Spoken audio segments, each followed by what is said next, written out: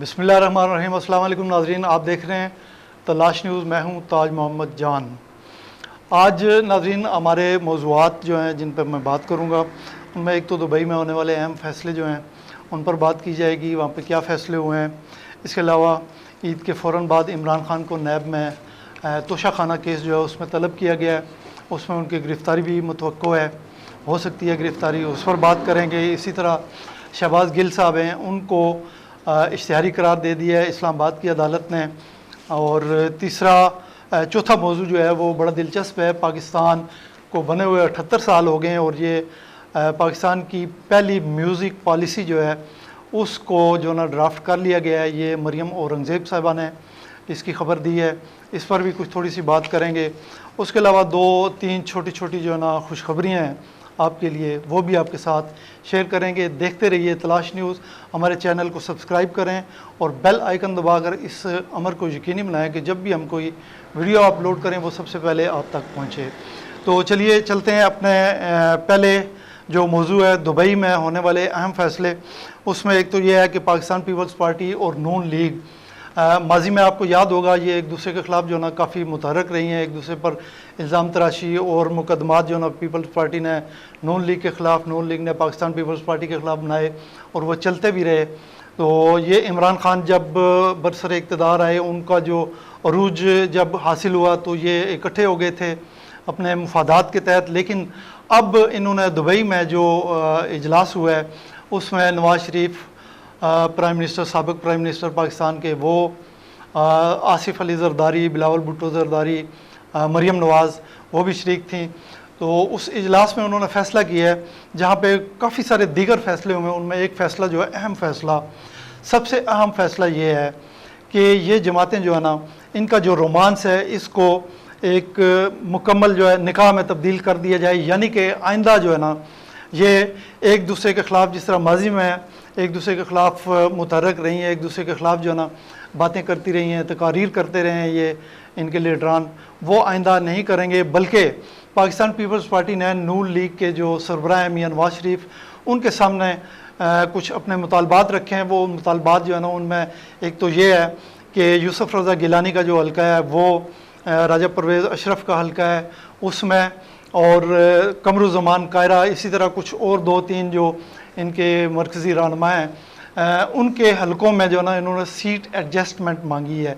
यानी इनके मुकाबले में मुस्लिम लीग नून जो है वो अपने उम्मीदवार खड़े नहीं करेगी। इस पर कोई हतमी फ़ैसला अभी नहीं हुआ, लेकिन ये एक तजवीज़ जो है, ये अपना एक मुतालबा जो है आसिफ अली ज़रदारी पाकिस्तान पीपल्स पार्टी की तरफ से नून लीग के सामने आया है। और इस पर क्या फ़ैसला होगा ये आने वाला वक्त बताएगा।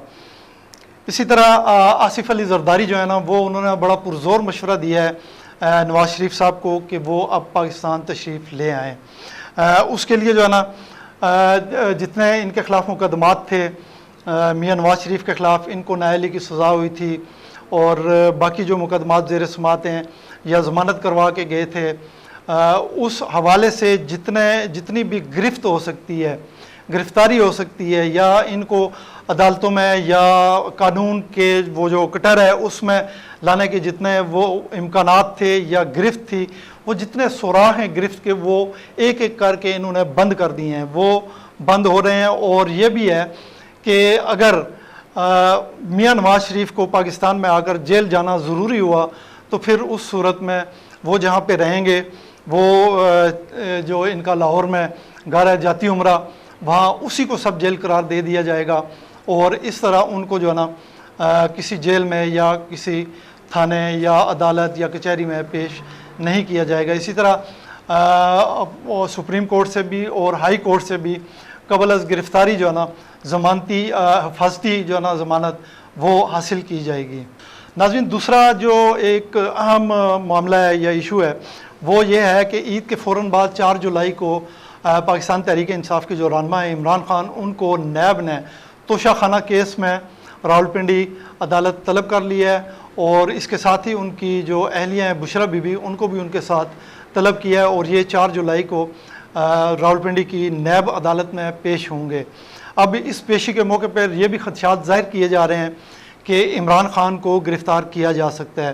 جیسا کہ آپ جانتے ہیں کہ کل ISPR فوجی ترجمان جو ہیں انہوں نے ایک پریس کانفرنس کی ہے. اس میں انہوں نے اپنا جو احتساب جس کو وہ کہتے ہیں اپنی منجی تھلے ڈانگ پھیرنا وہ انہوں نے ڈانگ پھیر دی ہے. اپنے جو ان کے جرنیل ہیں یا کچھ دوسرے لوگ ہیں وہ جو 9 مئی کے واقعات میں جنہوں نے ذرا سی بھی کوئی جو ہیلپ کی ہے مدد کی ہے کسی کی تو وہ انہوں نے ان کو سیک کر دیا ہے. یہ ایک واضح پیغام جو نا وہ انہوں نے دیا ہے پاکستان تحریک انصاف کو بھی اور باقیوں کو بھی کہ جب ہم اپنا خود اپنے ادارے کے جو افراد ہیں افسران ہیں ان کا احتساب کر سکتے ہیں مؤثر احتساب کر سکتے ہیں تو باقی جو ہے نا وہ کس کھیت کی مولی ہیں. تو اس تناظر میں یہ خدشہ ظاہر کیا جا رہا ہے کہ یہ 4 جولائی کی جو پیشی ہے عمران خان کی راولپنڈی کی نیب عدالت میں اس موقع پر انہیں گرفتار بھی کیا جا سکتا ہے. ناظرین آج سپریم کورٹ آف پاکستان میں فوجی عدالتوں میں سویلینز کے ٹرائل کے حوالے سے جو ایک کیس زیر سماعت ہے اس پر سماعت ہوئی اور فاضل عدالت جو ہے اس نے فوری طور پر حکم امتناع دینے سے انکار کر دیا ہے اور فیصلہ جو ہے نا وہ ابھی تک نہیں سنا ہے. یہ جو سماعت ہے یہ جولائی کے دوسرے ہفتے تک جو ہے نا ملتوی کر دی گئی ہے. اس سماعت کے دوران آج جو سماعت ہوئی ہے 27 جون کو اس میں فاضل عدالت نے جو ہے نا متعلقہ اداروں سے کہا ہے کہ وہ جو گرفتار لوگ ہیں ان کو ان کے اہل خانہ سے ملنے کی سہولت جو ہے نا وہ بہم پہنچائیں. اگلی خبر جو ہے وہ شہباز گل صاحب کے حوالے سے ہے کہ اسلام آباد کی ایڈیشنل سیشن جج کی عدالت طاہر عباس صاحب جج ہیں انہوں نے شہباز گل کو اشتہاری قرار دے دیا ہے اور ان کی فیصل آباد اور اسلام آباد کی جو رہائش گاہیں ہیں وہاں پہ انہوں نے کہا جی کہ اشتہار لگائے جائیں. اسی طرح F8 کچہری جو ہے اس کی حدود میں اشتہار لگائے جائیں ان کے جو نا کہ بھئی وہ اشتہاری ہیں اور ان کو عدالت نے یہ بھی کہا ہے کہ پاکستان کے کسی بھی ایئرپورٹ پر اگر وہ لینڈ کرتے ہیں تو ان کو فوری طور پر گرفتار کر کے عدالت کے سامنے پیش کیا جائے.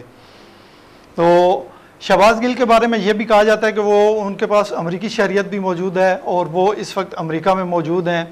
اگر وہ امریکی شہری ہیں تو ان پر پاکستان کا یہ قانون کیسے لاگو ہوگا؟ کیا انٹرپول کے ذریعے ان کو گرفتار کر کے یہاں پہ لایا جا سکتا ہے اور ان پر پاکستانی قانون کس طرح لاگو کیا جا سکتا ہے؟ یہ وہ معاملات ہیں جن کے بارے میں ابھی ہم کچھ کہہ نہیں سکتے. اور اب ناظرین ایک بڑی دلچسپ خبر مریم اورنگزیب صاحبہ وفاقی وزیر اطلاعات ہیں انہوں نے کل ایک پریس کانفرنس کی ہے. اس میں انہوں نے بتایا کہ 78 سال کے بعد پاکستان کی پہلی میوزک پالیسی جو ہے اس کا ڈرافٹ تیار کر لیا گیا ہے اور اس کو بہت جلد نافذ کر دیا جائے گا.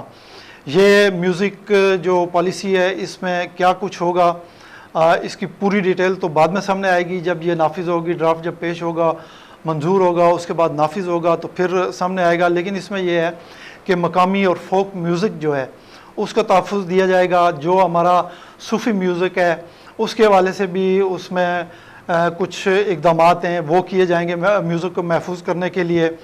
اور یہاں پہ جو نا ایک سوال یہ پیدا ہوتا ہے کہ جو عطا اللہ عیسیٰ خیلوی ظاہر ہے ایک لوک فنکار ہیں انہوں نے بڑے بے شمار لوک گیت گائے ہیں اور یہ حالیہ دنوں میں حالیہ چند جو مہینے گزشتہ یا 1-2 سال ان 2 سالوں کے دوران انہوں نے سیاسی ترانے گائے ہیں جنہوں نے لوک گیتوں کی حیثیت اختیار کر لی ہے.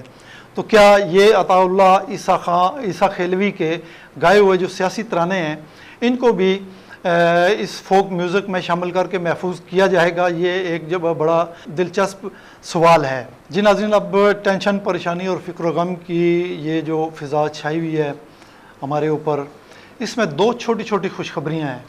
وہ چھوٹی خوشخبریاں کیا ہیں؟ ایک تو یہ ہے کہ وفاقی حکومت نے عید کے جو 3 دن ہیں ان 3 دنوں کے دوران بجلی کی لوڈ شیڈنگ جو ہے نا اس کے خاتمے کا اعلان کیا ہے کہ ان 3 دنوں کے دوران لوڈ شیڈنگ نہیں ہوگی. اور دوسری جو خوشخبری ہے وہ یہ ہے کہ پاکستان کی جیلوں میں جتنے بھی لوگ قید ہیں ان قیدیوں کے ساتھ ان کے لواحقین اہل خانہ کی ملاقات کے لیے خصوصی طور پر ہدایات جاری کی ہیں سپریم کورٹ ہائی کورٹس نے. تو یہ 2 خوشخبریاں تھیں. اس کے علاوہ ناظرین آپ سے ایک دو جو نا ہماری گزارشات ہیں اور دو باتوں کا خاص آپ نے خیال رکھنا ہے۔ ایک تو ظاہر ہے آپ کو پتہ ہے کہ قربانی کی عید ہے، گوشت کی فراوانی ہوگی۔ اس گوشت کی جو فراوانی ہے اس کو بیماری کا ذریعہ مت بنائیں، سوچ سمجھ کر اور تھوڑا تھوڑا کھائیں، ہضم کر کے کھائیں اور احتیاط کے ساتھ کھائیں، زیادہ جو نا اوور ایٹنگ نہ کریں۔ اور دوسرا قربانی کی جو علائشیں ہیں اکثر علاقوں میں دیکھا جاتا ہے کہ وہ لوگ جو نا گلی میں یا راستے میں پھینک دیتے ہیں، اس سے جو نا بیماریاں پھیلتی ہیں اور راہ چلتے لوگوں کو جو نا بڑی تکلیف ہوتی ہے۔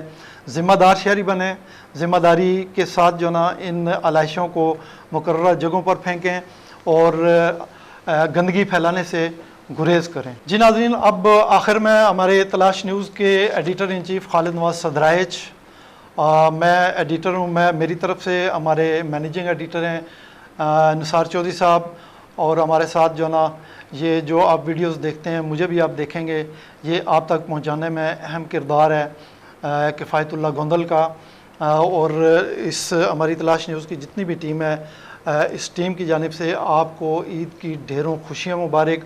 اور خالد صاحب کا ایک میسیج ہے خاص طور پہ ناظرین کے لیے، انہوں نے بھیجا ہے کہ یہ جو نا اپنے ناظرین تک پہنچائیں، وہ یہ کہ عید جو ہے، قربانی کی عید جو ہے، یہ صرف جانور ذبح کرنے کا نام نہیں ہے، بلکہ یہ اپنی انا، اپنی خود غرضی اور اپنا غم، غصہ، نفرت یا اس طرح کے جتنے منفی جذبات آپ کے دل دماغ میں پائے جاتے ہیں، آپ کے کسی رشتہ دار کے بارے میں، دوست احباب کے بارے میں یا کسی کے بارے میں بھی، ان کو قربان کریں۔ اصل قربانی یہ ہے۔ اسی کے ساتھ ناظرین میں آپ سے اجازت چاہتا ہوں، آئندہ پھر کسی ولاگ میں آپ کے سامنے پیش ہوں گا، نئی خبروں کے ساتھ، نئے تبصروں کے ساتھ۔ اس وقت تک کے لیے اجازت، اپنا خیال رکھیے گا، اپنے ارد گرد کے لوگوں کا خیال رکھیے گا۔ اللہ حافظ۔